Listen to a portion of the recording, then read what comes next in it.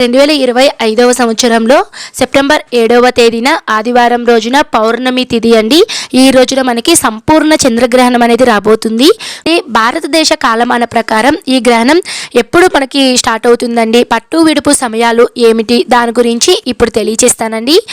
7వ తేదీన ఆదివారం రోజు పౌర్ణమి తిథి కదండి. ఈ రోజు రాత్రి మనకి గ్రహణం ప్రారంభమయ్యే పట్టు సమయం వచ్చేసి రాత్రి 8:58 గ్రహణం అనేది మనకి ప్రారంభమవుతుందండి.